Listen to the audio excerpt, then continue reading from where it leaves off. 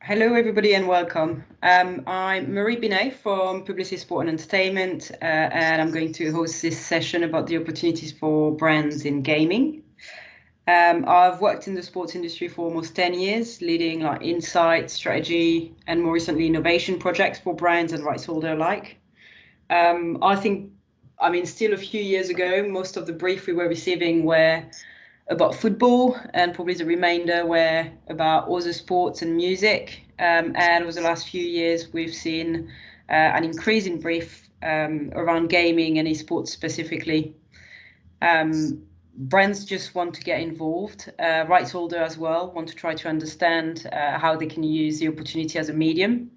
And now, obviously, with COVID situation and the pause in live sports, our client ask about gaming most days. So what are the actual opportunities for brands is something we're going to talk about today. So I'm here with Itamar, Benedy and Natalia Vasilyeva from Anzu, which is a fascinating tech company opening new routes for brands to get involved in gaming.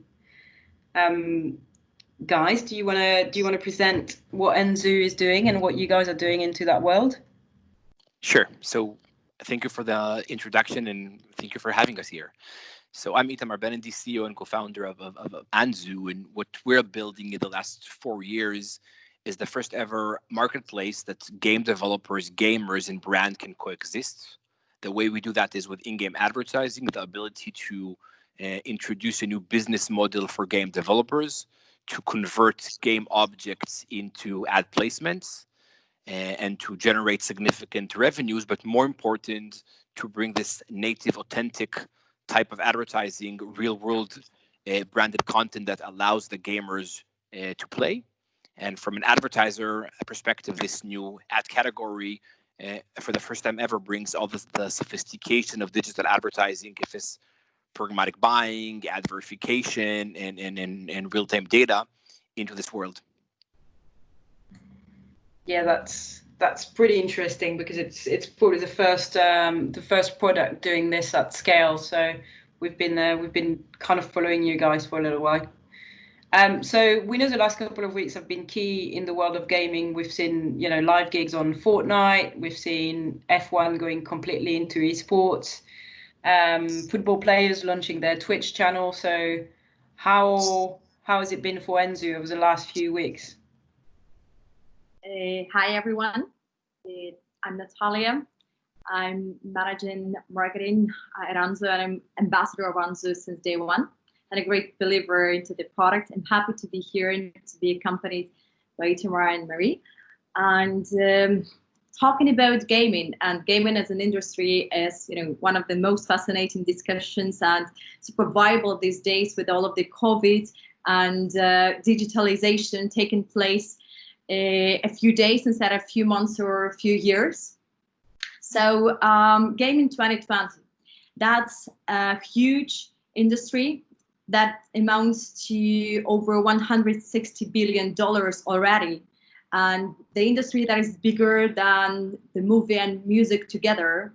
And that's the question that we have all the time is why the time to go into gaming is now. And that's really the high time to be part of this huge and viable industry that brings a lot to advertisers. And unfortunately, or fortunately, because we are here to change this, gaming is still underestimated as a big advertising channel.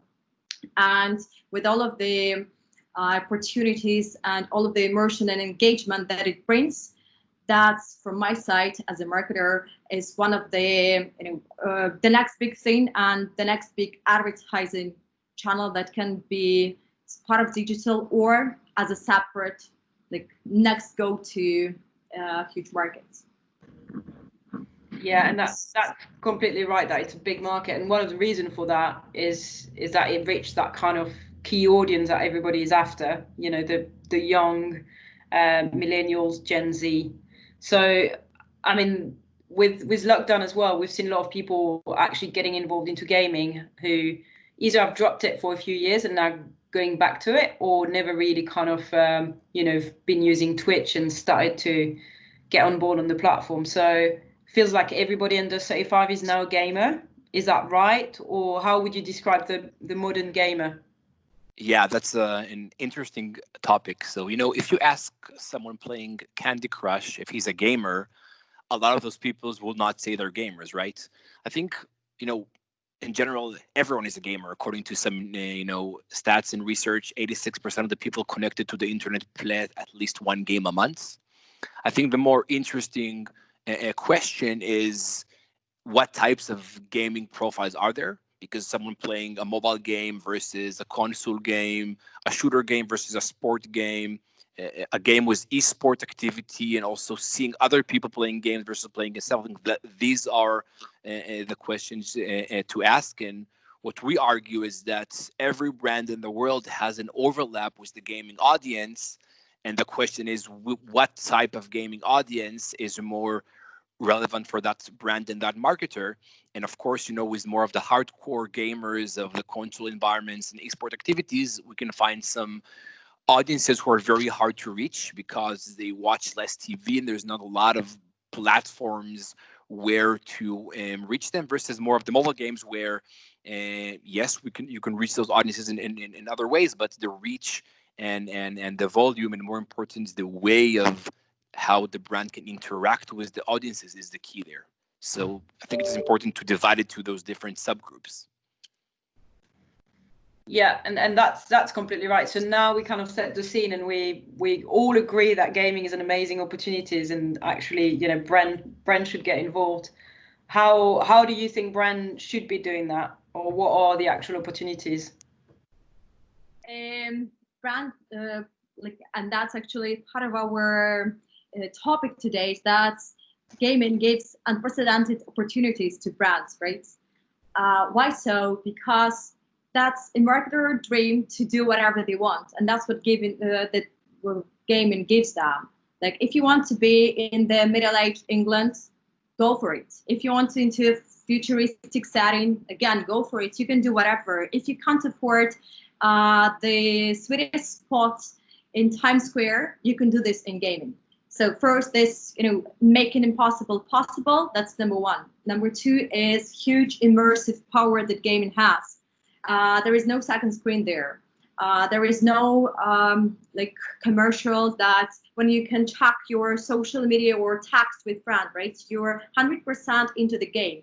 And the gamer, when he or she is immersed in the game, they see everything what's going on around this. And as they are, gaming is associated with positive experiences, brands that are part of this are also part of these positive experiences. And that's the bigger impact that, and the better relationship that brands can build with their audiences, just being associated with their super cool thing that is more than a hobby, that social media now, that's a way to communicate with the friends. Then be part of the positive experience and all of the victories and stuff, and all of the interactions that brands can have in the game. That's number two.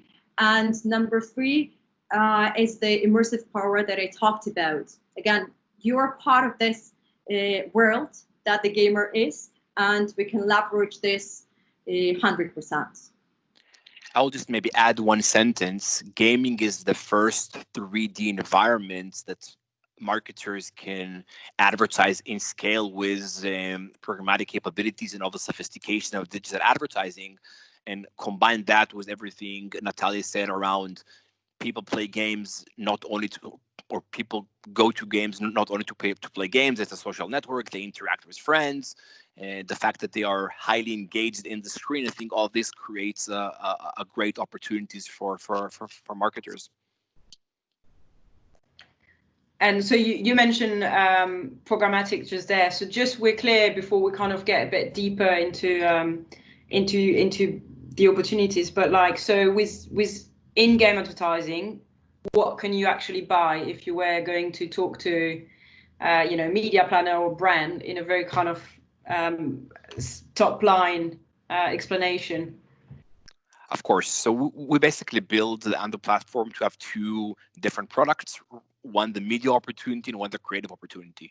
On the media opportunity, we want to make it easy and accessible for marketers to work with us. So we are integrated into all the leading DSPs, so there's no integration needed to be done. We use the same RTB protocol. We support both PMP and in open market. We support the same IAB creatives, both on banners and videos. So that's easy to run the campaigns. And then on the other side, we also bring ad verification, ad viewability, brand safety, fraud detection, audience verification, data enrichment, all, and of course, brand lift, all the capabilities known there. So it's very easy for marketers. But then on the other side, we wanted also not only to bring this ease of use, but also to bring this creative opportunities that can be unleashed. And that's where we can support customized, special productions and non-standard IAB creatives, which of course will be a bit more manual as the previous product, but here there is more creative opportunities. So we bring both opportunities to the market. Okay, and if I'm on the kind of programmatic side, and I'm saying that because we work a lot with media planners and with media budget, so it's pure kind of on a media buy side. So if you were going to buy in a programmatic way, is it a little bit like the way you would trade on Facebook and go on the buying side and put your budget, and is that all automated, or what's how does it actually happen? How do I put my brand into the game, basically? So I mean, exactly how it's done today on programmatic. Anzu is a gaming SSP. We have exclusive inventory across console, PC, and mobile inventory, and we have huge scale because of the gaming basically landscape. And then a marketer can run a PMP deal from the same DSP he's buying with the same creatives he have, measure it with the same KPIs he's doing it today. There's nothing different on the buying mechanism and on the buying side. Just one thought from my side. As it's a new ad category and the new tech, we still try to help advertisers, to show them the whole potential of the technology. And it's automated and we do programmatic, but our ad managers, and I'm talking about our company in specific, keep control and just help to make sure that we meet the KPIs and we have the highest performance possible. Yeah, so I guess in terms of measure of success, and you mentioned it a couple of times, but you can track reach, obviously, you can track probably dwell time, I would assume. Is there some form of engagement? So I guess on mobile banners, maybe clicks and things like that. So we don't. Sure. So, I mean, we don't allow clicks on the platform. It doesn't make sense from a user experience perspective. And the way we measure success, I mean, first, the branded content needs to be, viewable and seen to maximize ad exposure. So we guarantee viewable impressions according to IAB standards, and the client only pays for that. And this is, of course, audited by a third-party brand safety vendor. Second is the work we do with fraud detection to guarantee there's no fraud in the environment. And because we integrate into the game engine directly, we are positioned in a much stronger place to actually eliminate fraud and reduce it to almost zero. And so that's one part of how we measure success. The second part is everything around brand lift and brand recognition, affinity, brand affinity and brand recognition. And then the third part, we allow to retarget and the audiences and other platforms that allow call to action to continue the marketing journey and to see the impact of Anzu in that whole journey of the user. Okay, so that's pretty good process there. Yep. Step for us as the company is the recent partnership with Nielsen Connectivity that will allow us to measure success and brand lift in a completely different way, and we hope to come up with some case studies soon, so stay tuned. Yes, that'd be good. I guess another question. So when we talk to brands that are going to be involved in gaming or want to be, one of the key points we often talk about is authenticity. We know the gaming audience is quite particular. The young people that are quite marketing savvy, so they can recognize what's a good ad, what's a bad ad. They're also the one using ad blockers. So do you think kind of putting an ad within their kind of gaming environment is something they want to see? Have you tested it before, or is that a concern at all? Sure. So I mean, first we have a lot of data to support what I'm going to say, both from the ad exposure of branded content in a 3D world. That's from like an advertiser perspective, and second from a gamer perspective. So definitely, the way we look at that is that people don't hate ads, people hate bad ads, and if we can even make the game more realistic, in some cases, and in other cases, even offer a reward mechanism for the gamers, then they're very open to it, and we have a lot of data from different game genres and different game platforms and different regions, and to see that, because it's still interesting to see how different audiences react different. To look at 2.7 billion people as one homogeneous group with the same interest and needs is a bit problematic. And then, of course, there's a delicate balance between the brand and him wanting to put his brand content out there versus the gamer and his experience. Because let's take to the very radical example, if the ad is so well blended in the world that no one even recognizes it's an ad. So of course that will not make sense for a marketer. And then on the other side, the current advertising done on mobile, pop-ups and ads that block the gamer from play also doesn't make sense. So there is a balance between those two different ecosystems. And then maybe to touch the other point, we believed for a lot of different types of brands, even the non-endemic ones, there is an amazing creative opportunity in gaming, and it's more around, number one, the right audience, and second, the right creative and message to deliver that. For example, a lot of luxury brands were not really looking at gaming as an advertising opportunity until Louis Vuitton came with this campaign with League of Legends, and now every fashion brand is doing something. There is also an opportunity of being unique, being first, being innovative, and in the way to deliver your message.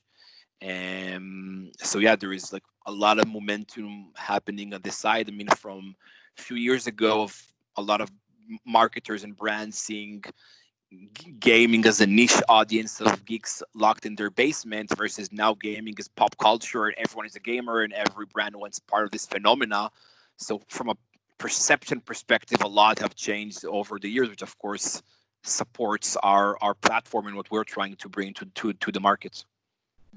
I had numerous conversations with gamers talking about the technology, how they think of ads in general, and 98% of gamers told me that they were positive and they would rather see a real world ad than a fake one.